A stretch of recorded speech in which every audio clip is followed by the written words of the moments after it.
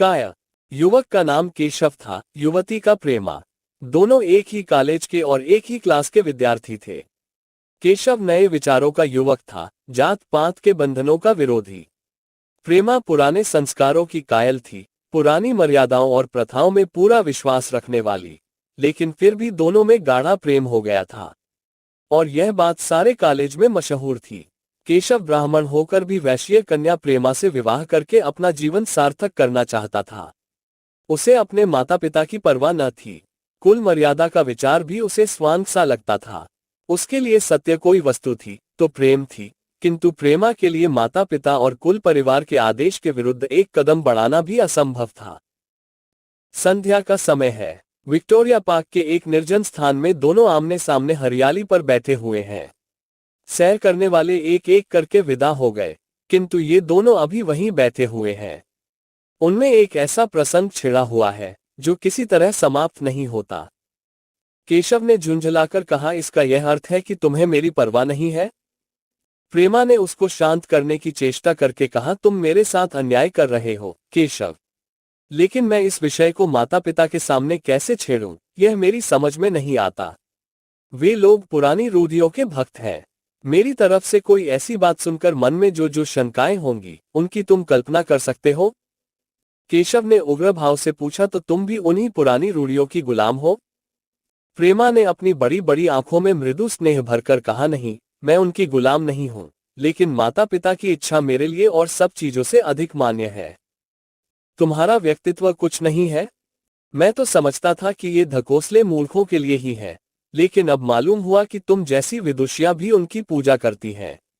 जब मैं तुम्हारे लिए संसार को छोड़ने को तैयार हूं तो तुमसे भी यही आशा करता हूं। प्रेमा ने मन में सोचा, मेरा अपनी देह पर क्या अधिकार है? जिन माता पिता ने अपने रक्त से मेरी सृष्टि की है और अपने स्नेह से उसे पाला है, उनकी मर्जी के खिलाफ कोई काम करने का उसे कोई हक नहीं। उसने दीनता के साथ केशव से कहा, क्या प्रेम स्त्री और पुरुष के रूप ही में रह सकता है, मैत्री के रूप में नहीं? मैं तो आत्मा का बंधन समझती हूं। केशव ने कठोर भाव से कहा, इन दार्शनिक विचारों से तुम मुझे पागल कर दोगी प्रेमा। बस इतना ही समझ लो, मैं निराश होकर जिंदा नहीं रह सकता।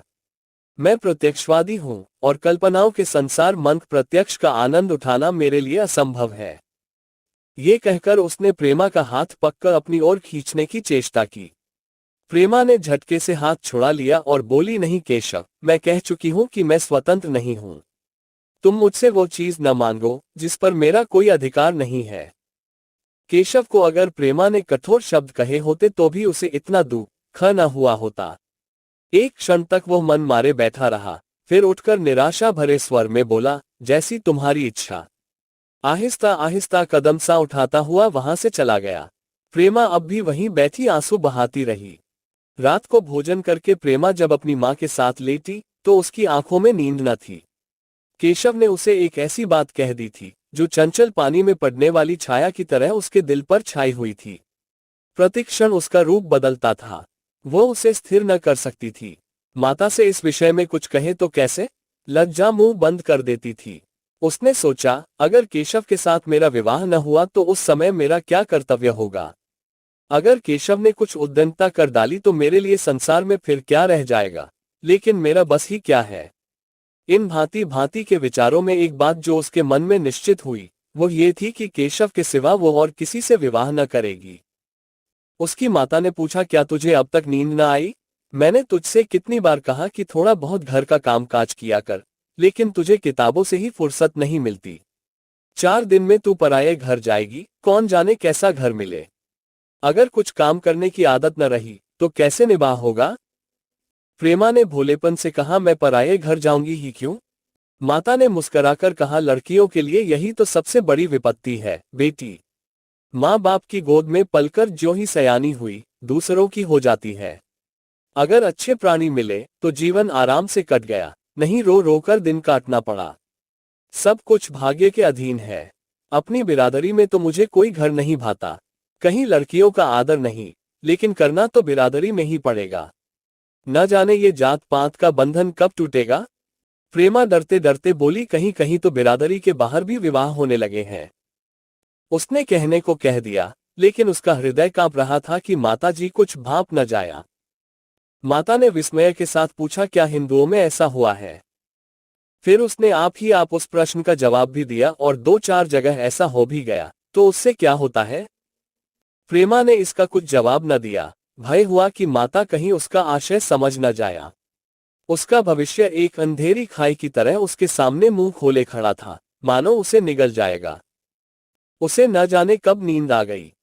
प्रातःकाल प्रेमा सोकर उठी तो उसके मन में एक विचित्र साहस का उदय हो गया था। सभी महत्वपूर्ण फैसले हम आकस्मिक रूप से कर लिया करते हैं, मानो कोई दैवी शक्ति हमें उनकी ओर खींच ले जाती है। वही हालत प्रेमा की थी। कल तक वह माता पिता के निर्णय को मान्य समझती थी, पर संकट को सामने देखकर उसमें उस वायु की हिम्मत पैदा हो गई थी जिसके सामने कोई पर्वत आ गया हो। वही मंद वायु प्रबल वेग से पर्वत के मस्तक पर चढ़ जाती है और उसे कुचलती हुई दूसरी तरफ जा पहुंचती है। प्रेमा मन में सोच रही थी, मानो ये देह माता पिता की है, किंतु आत्मा तो मेरी है। मेरी आत्मा को जो कुछ भुगतना पड़ेगा वो इसी देह से तो भुगतना पड़ेगा। अब वो इस विषय में संकोच करना अनुचित ही नहीं, घातक समझ रही थी। अपने जीवन को क्यों एक झूठे सम्मान पर बलिदान करे? उसने सोचा, विवाह का आधार अगर प्रेम न हो तो वो देह का विक्रय है। आत्मसमर्पण क्यों बिना प्रेम के भी हो सकता है? इस कल्पना ही से कि न जाने किस अपरिचित युवक से उसका विवाह हो जाएगा, उसका हृदय विद्रोह कर उठा। वो अभी नाश्ता करके कुछ पने जा रही थी कि उसके पिता ने प्यार से पुकारा, मैं कल तुम्हारे प्रिंसिपल के पास गया था, वे तुम्हारी बड़ी तारीफ कर रहे थे। प्रेमा ने सरल भाव से कहा, आप तो यूं ही कहा करते हैं। नहीं, सच। ये कहते हुए उन्होंने अपनी मेज की दराज खोली और मखमली चौखटों में जड़ी हुई एक तस्वीर निकालकर उसे दिखाते हुए बोले, ये लड़का आईसीएस के इम्तिहान में प्रथम आया है। इसका नाम तो तुमने सुना होगा। बूढ़े पिता ने ऐसी भूमिका बांध दी थी कि मां उनका आशय न समझ सकी, लेकिन प्रेमा भाप गई। उनका मन तीर की भांति लक्ष्य पर जा पहुंचा। उसने बिना तस्वीर की ओर देखे ही कहा, नहीं, मैंने तो उसका नाम नहीं सुना। पिता ने बनावटी आश्चर्य से कहा, क्या तुमने उसका नाम ही नहीं सुना? आज के दैनिक पत्र में उसका चित्र और जीवन वृत्तांत छपा है। प्रेमा ने रुखाई से जवाब दिया, होगा, मगर मैं तो उस परीक्षा का कोई महत्व नहीं समझती। मैं तो समझती हूं जो लोग इस परीक्षा में बैठते हैं वे पल्ले सिरे के स्वार्थी होते हैं। आखिर उनका उद्देश्य इसके सिवा और क्या होता है कि अपने गरीब, निर्धन, दलित भाइयों पर शासन करें और खूब धन संचय करें। ये तो जीवन का कोई ऊंचा उद्देश्य नहीं है। इस आपत्ति में जलन थी, अन्याय था, निर्दयता थी। पिताजी ने समझा था प्रेमा ये बखान सुनकर लट्टू हो जाएगी। ये जवाब सुनकर तीखे स्वर में बोले, तू तो ऐसी बातें कर रही है जैसे तेरे लिए धन और अधिकार का कोई मूल्य ही नहीं। प्रेमा ने धिठाई से कहा, हाँ, मैं तो इसका मूल्य नहीं समझती। मैं तो आदमी में त्याग देखती हूँ। मैं ऐसे युवकों को जानती हूँ जिन्हें ये पद जबरदस्ती भी दिया जाए तो स्वीकार न करेंगे। पिता ने उपहास के ढंग से कहा, ये तो आज मैंने नई बात सुनी। मैं तो देखता हूँ कि छोटी छोटी नौकरियों के लिए लोग मारे मारे फिरते हैं। मैं जरा उस लड़के की सूरत देखना चाहता हूँ जिसमें इतना त्याग हो। मैं तो उसकी पूजा करूंगा। शायद किसी दूसरे अवसर पर यह शब्द सुनकर प्रेमा लज्जा से सिर झुका लेती, पर इस समय उसकी दशा उस सिपाही की सी थी जिसके पीछे गहरी खाई हो।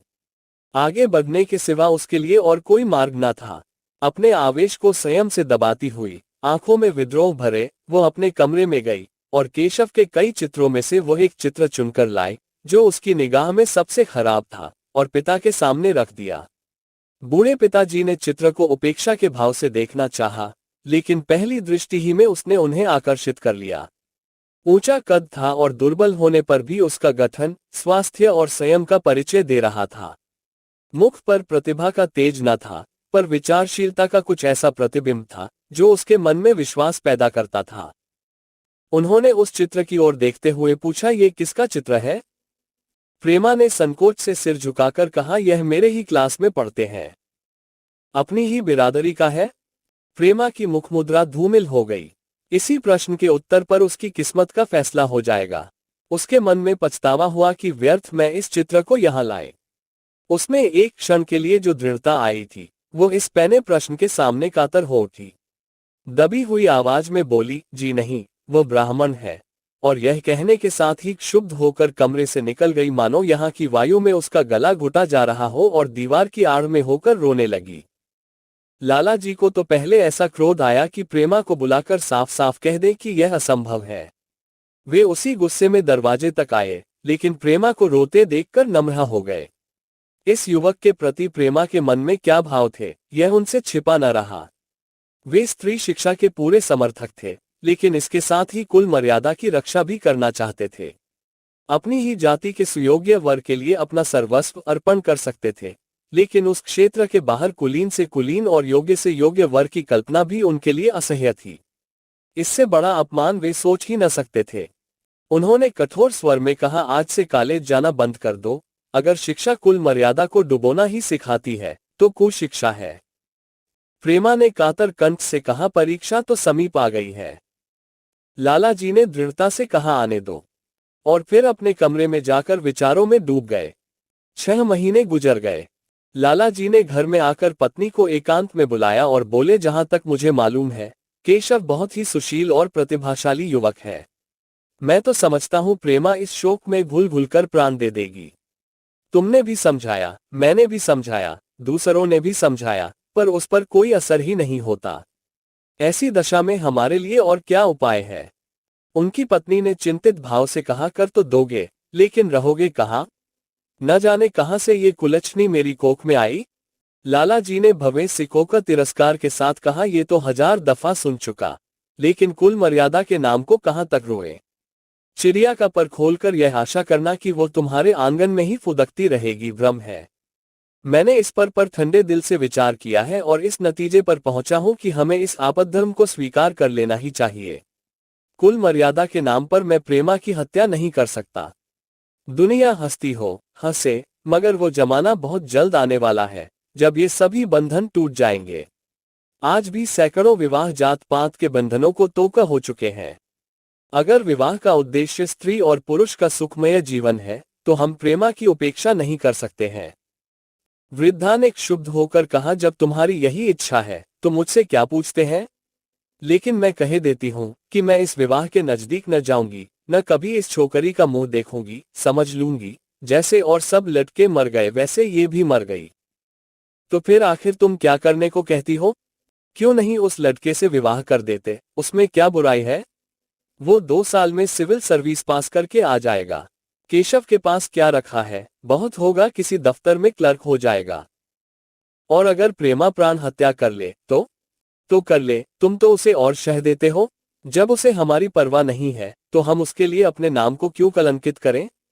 प्राण हत्या करना कोई खेल नहीं है, ये सब धमकी है। मन घोड़ा है, जब तक उसे लगाम न दो पुट्ठे पर हाथ भी न रखने देगा।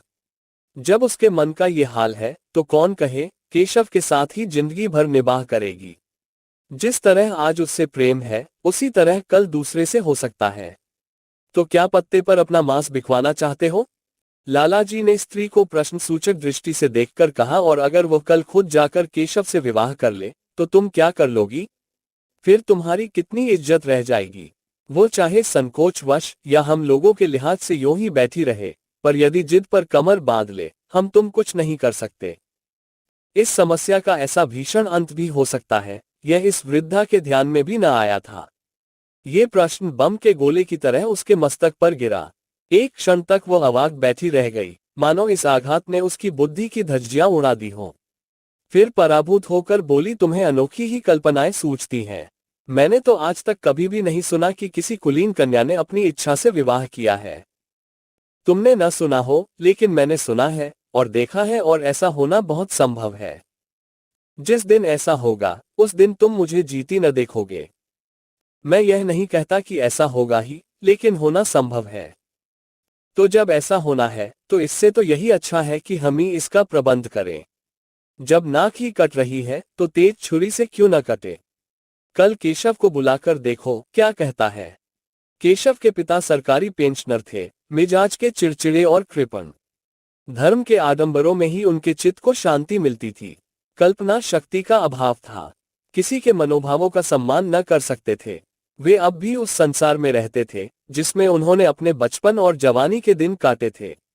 नवयुग की बढ़ती हुई लहर को वे सर्वनाश कहते थे और कम से कम अपने घर को दोनों हाथों और दोनों पैरों का जोर लगाकर उससे बचाए रखना चाहते थे।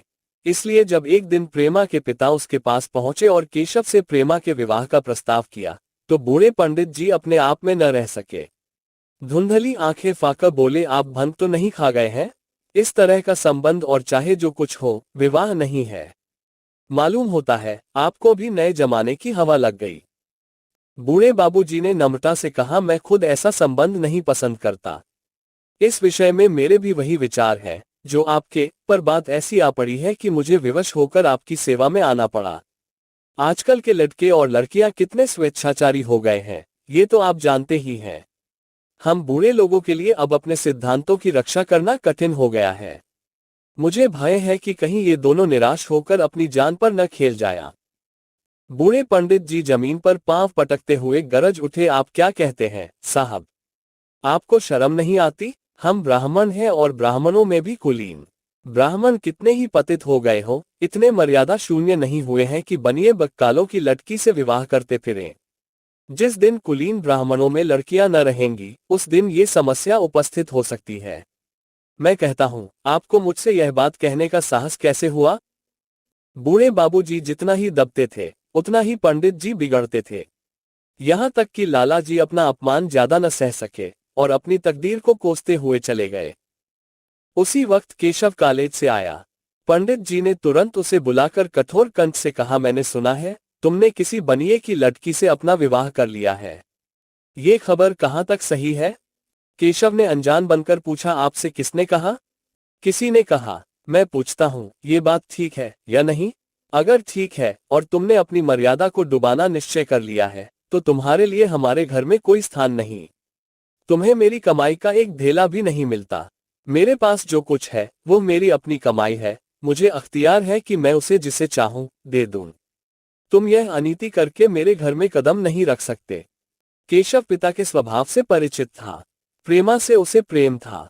वो गुप्त रूप से प्रेमा से विवाह कर लेना चाहता था। बाप हमेशा तो बैठे न रहेंगे। माता के स्नेह पर उसे विश्वास था। उस प्रेम की तरंग में वह सारे कष्टों को झेलने के लिए तैयार मालूम होता था, लेकिन जैसे कोई काय सिपाही बंदूक के सामने जाकर हिम्मत खो बैठता है और कदम पीछे हटा लेता है, वही दशा केशव की हुई। वो साधारण युवकों की तरह सिद्धांतों के लिए बड़े बड़े तर्क कर सकता था, जबान से उनमें अपनी भक्ति की दुहाई दे सकता था, लेकिन इसके लिए यातनाएं झेलने की सामर्थ्य उसमें न थी। अगर वो अपनी जिद पर अड़ा और पिता ने भी अपनी टेक रखी, तो उसका कहां ठिकाना लगेगा? उसका जीवन ही नष्ट हो जाएगा। उसने दबी जबान से कहा, जिसने आपसे ये कहा है बिल्कुल झूठ कहा है। पंडित जी ने तीव्र नेत्रों से देखकर कहा, तो ये खबर बिल्कुल गलत है? जी हाँ, बिल्कुल गलत। तो तुम आज ही इसी वक्त उस बनिए को खत लिख दो और याद रखो कि अगर इस तरह की चर्चा फिर कभी उठी तो तुम्हारा सबसे बड़ा शत्रु होऊंगा। बस जाओ। केशव और कुछ न कह सका। वो यहां से चला तो ऐसा मालूम होता था कि पैरों में दम नहीं है। दूसरे दिन प्रेमा ने केशव के नाम ये पत्र लिखा। प्रिय केशव, तुम्हारे पूज्य पिताजी ने लाला जी के साथ जो अशिष्ट और अपमानजनक व्यवहार किया है, उसका हाल सुनकर मेरे मन में बड़ी शंका उत्पन्न हो रही है। शायद उन्होंने तुम्हें भी डांट फटकार बताई होगी। ऐसी दशा में मैं तुम्हारा निश्चय सुनने के लिए विकल हो रही हूं। तुम्हारे साथ हर तरह का कष्ट झेलने को तैयार हूं। मुझे तुम्हारे पिताजी की संपत्ति का मोह नहीं है। मैं तो केवल तुम्हारा प्रेम चाहती हूं और उसी में प्रसन्न हूं।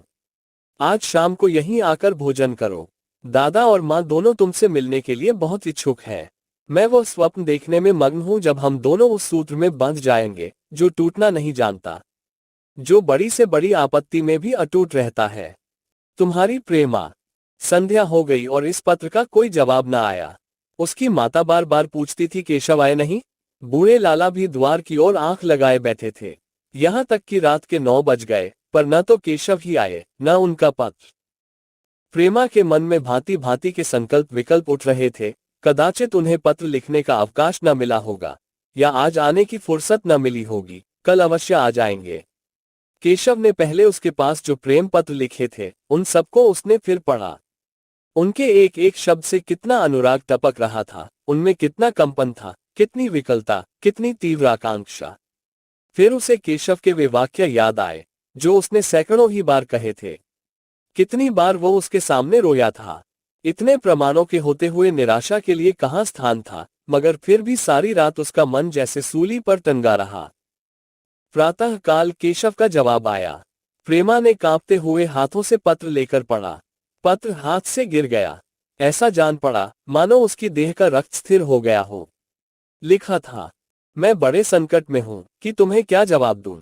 मैंने इधर इस समस्या पर खूब ठंडे दिल से विचार किया है और इस नतीजे पर पहुंचा हूं कि वर्तमान दशाओं में मेरे लिए पिता की आज्ञा की उपेक्षा करना दुस्सह है। मुझे कायर न समझना, मैं स्वार्थी भी नहीं हूं, लेकिन मेरे सामने जो बाधाएं हैं उन पर विजय पाने की शक्ति मुझमें नहीं है। पुरानी बातों को भूल जाओ। उस समय मैंने इन बाधाओं की कल्पना न की थी। प्रेमा ने एक लंबी, गहरी, जलती हुई सांस खींची और उस खत को फाका फेंक दिया। उसकी आंखों से अश्रुधार बहने लगी। जिस केशव को उसने अपने अंतःकरण से वर लिया था, वो इतना निष्ठुर हो जाएगा, इसकी उसको रत्ती भर भी आशा न थी। ऐसा मालूम पड़ा मानो अब तक वो कोई सुनहला स्वप्न देख रही थी, पर आंख खुलने पर वो सब कुछ अदृश्य हो गया। जीवन में जब आशा ही लुप्त हो गई, तो अब अंधकार के सिवा और क्या रहा। अपने हृदय की सारी संपत्ति लगाकर उसने एक नाव लदवाई थी, वो नाव जलमग्न हो गई। अब दूसरी नाव कौन वहां से लदवाए। अगर वह नाव टूटी है तो उसके साथ वह भी डूब जाएगी। माता ने पूछा, क्या केशव का पत्र है? प्रेमा ने भूमि की ओर ताकते हुए कहा, हाँ, उनकी तबीयत अच्छी नहीं है, इसके सिवा वह और क्या कहे। केशव की निष्ठुरता और बेवफाई का समाचार कहकर लज्जित होने का साहस उसमें न था। दिन भर वो घर के काम धंधों में लगी रही, मानो उसे कोई चिंता ही नहीं है। रात को उसने सबको भोजन कराया, खुद भी भोजन किया और बड़ी देर हारमोनियम पर गाती रही। मगर सबेरा हुआ तो उसके कमरे में उसकी लाश पड़ी हुई थी। प्रभात की सुनहरी किरणें उसके पीले मुख को जीवन की आभा प्रदान कर रही थीं। कहानी समाप्त हुई। आपको कैसी लगी, ऐसा ही समझ लो। कमेंट करें, लाइक या अनलाइक करें, दोस्तों को शेयर करें, चैनल सब्सक्राइब करें। धन्यवाद।